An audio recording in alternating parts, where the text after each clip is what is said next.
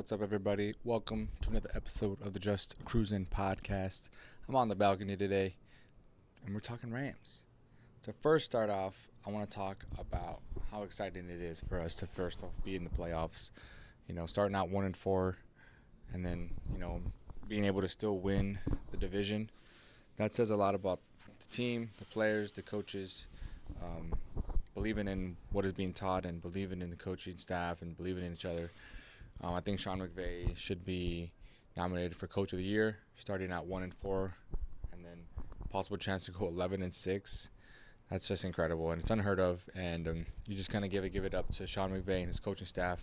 Every year, the Rams get poached for coaches every year, and he just seems to continue to hire the right people and continue to hire the right coaches to continue to keep our trajectory upward. And that's kind of hard to do, especially in pro sports, when there's money involved and everyone can go anywhere, trade, certain players might not work out. But, the Rams have done a great job, especially Sean McVay and Les Snead.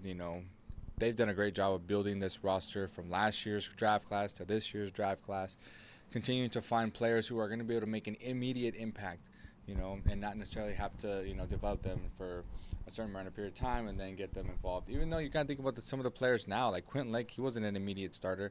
It took him some time, to find his role and, to, be able to put himself in the position to be playing the position that he's at, and even us too, signing players, signing the right players that fit the scheme.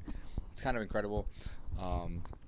So moving off that point, I wanted to talk about, just our offense in general. I think a lot of opposing teams are doing a really good job of, I think their game plan is to keep the ball out of our hands as much as possible in the first half. And you've seen it. We've only had like 3 to 4 possessions in the last 3 games, or 4 games, including the San Francisco Jets, Cardinals. We'll see what we do this week. But I'm really interested to see how we, address those issues as far as, being able to stay on track and with the continuity of our team and stay together and be able to execute the plays that we need to execute on. And that's what it comes down to, just executing. We're not executing at all. And we need to go back to what we used when we got ourselves out of this slump. When we were 1-4, we played the Raiders. We just started, the offense that we have out now that is playing today, they're not the same offense that they were when we first started out, coming out of that 1-4 start. But I think we need to run the ball more. I think we need to get Cooper Kupp involved more. Everyone keeps saying Cooper Kupp's washed. He's done. No, I just don't think he's getting the volume that he was getting in the beginning of the season. I think that's going to help a lot, and that'll open up a lot of things as well. But I think obviously just running the ball more. I think we've gotten away from that a lot, or just this past game for sure.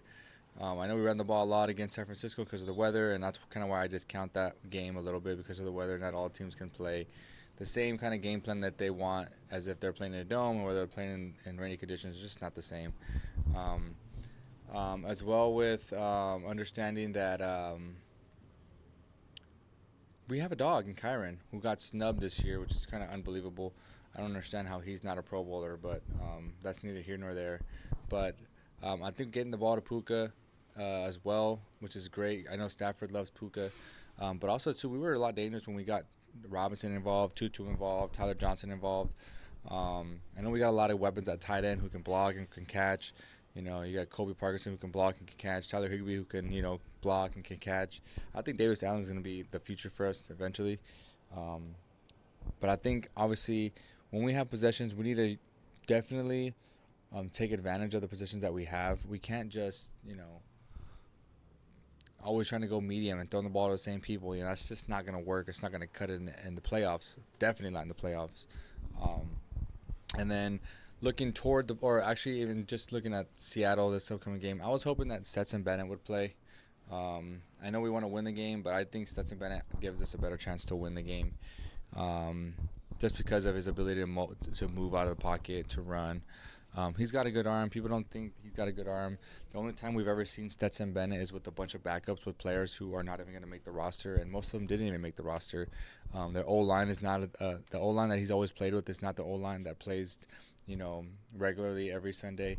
The receiving core wasn't the receiving core that he was playing with regularly every Sunday. The running backs, obviously Blake Corum played a little bit this preseason, but you have to take into consideration of, like, we haven't seen the best of Stetson Bennett yet because we haven't seen him out there actually with the starters. And you can say that he's trash, all this, but until you see him with the starters, you can't really say that about the guy. He's continuing to develop. I think he's going to be the future. I think um, my thing with Jimmy Garoppolo is like we know who he is. We know what kind of player he is. We know what to expect from him. We know what he likes to do, what he can do, what he can't do. He has no arm. He cannot throw a deep ball. So don't expect any deep balls out there this weekend. Um, it's all timing for him. He's got to play on a timely schedule. If he's off schedule, then it's going to be, oh man, got a firework going on still, I guess, for New Year's. Happy New Year's to everybody. But yeah, I think Jimmy G. I think he'd be a great third. I just would like to see Stetson Bennett perform with actual starters, so that way we get answers from him. We have questions that still need answering, and that's what I'm looking forward to. I want to know who he is. I want to know if he's a quarterback that we can trust in the future. But again, we've never seen him play with the actual starting group. Moving into the playoffs, I also can see a big day from Blake Corum against the Seahawks. We need to win that game. We have to win that game. And we'll see how Jimmy does, but I really do hope that we win the game, obviously, against the Seahawks.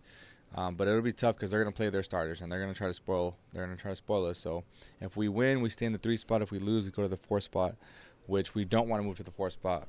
Granted, I'm okay with playing either team in the playoffs. I'm okay with playing the Packers. They're a really Josh Jacobs dependent team. Their passing game isn't as fluid as it once was. They haven't been doing a good job of getting the ball to, or just finding any continuity within that offense of like throwing the ball around, and it's kind of iffy. Jordan Love's been playing not as good as people want him to play. I think he's a really overrated, to be quite honest, but that's my opinion. I would love to play the Commanders. I know they're a gritty team, but I think we got what it takes to what it comes down to is being able to contain them. And I think we have the players that can do that. We think we have a lot of fast ends. Byron Young, Jared Verse, Michael Hoyt can still, he's not as fast, but Byron Verse, and we also have Deshaun Johnson and Bobby Brown, and those guys have been doing a great job of holding great gap containment and making sure they're not getting too overly excited. Verse still does it every now and then. You see it against the Cardinals where he gets kind of like thrown on the ground because he's trying so hard to make a play, and I get it. But we're going to need him for sure to, maintain those edges so that way Jane Daniels doesn't escape and doesn't do what he did against the Falcons to us. But I think we can definitely take them on too as well. I think their defense is pretty stout as well. But I think we have a pretty good offense as well. I think once we get to the playoffs, I think we'll be able to wind it, open it up a little bit more. And I'm okay with playing the Vikings. I'm okay with playing the Lions. I know the Lions are a pretty tough team, but I think I love our defense. I love this defense. I've talked about it. If you go on my podcast, I've talked about it all year long. I love how young this defense is. I love how much energy this defense brings. I love how much motor this defense brings. And they're really, the backbone to our team this year. And if I took you back to week 4 and, told you, hey, week 18 we're gonna have the division, but I'm gonna give you 2 things to discuss. There's one that's struggling. There's another that's not struggling. Which one did you think would be struggling? I think most people would say the defense probably be struggling, but in this case, it's the offense that is struggling. And we really can't have that. We got to have the offense clicking, ready to go for playoff day. And if we have the offense, clicking, I don't think there's anyone that can beat. I think we can compete with everybody, and I think we can beat everybody. But our offense has to be on. We have to be able to run that ball, get that ball spread out to Cooper, Puka, Robinson, Tutu, everybody, Davis Allen, Hunter Long, Kobe Parkinson, everybody, T. Higgs. I think we have what it takes. It's just obviously matchups, and that matters as well. So we'll definitely it won't be easy to go out into play. I think the biggest team that has kind of like what we have are the Eagles. I think the Eagles have a great young defense. They have 2 great receivers, a great running back, a great quarterback, and I think we're like right there with the best cores as far as running back, quarterback, receiver tandems. I think we're up there. I think we have one of the best as well, and I think we have what it takes to go ahead and get to the NFC Championship. I do. I know that might sound like a lot, but I think it's definitely doable. But it just comes down to we got to run the ball, stop the ball. Okay, I'm always gonna say the keys to every game for us: stop the run, get us in passing, get them and keep them in third and long, second and long, and we also just need to make sure we run that ball and spread the ball out a little bit. I love the passing ball. We get too pass happy at times, but I'm super excited for this week. I'm super excited for the playoffs. I'll be there. I can't wait. I'm super excited. Man, we just have a lot of great players too. Our trajectory is going to be going up. I can't wait for the draft. Even I know it's not even close to draft time, but I'm even excited for that because we have such great drafting, personnel and GM and coach, and we know who fits, who not fits. So we have another first round pick this year, which is all great and dandy. Yeah, I'm really excited. I can't wait, man. I hope you guys are excited too. I think that's going to be it for right now. Maybe I'll come back another day and post up another one. Happy New Year to you guys. I hope you guys have a great New Year's.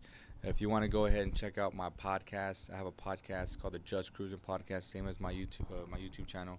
And I just talk about life. I talk about things that, it's a lot of psychology, a lot of mental warfare type stuff, and how we can continue to get better in life. So that's just if you guys would like to. If not, I appreciate you guys for tuning in for this episode of the Just Cruising Podcast, talking our NFC West Division champs. Let's go. And four-time division champs in the Sean McVay era. Hoping to be more. We'll see you guys on Sunday. I'm out of here. Peace.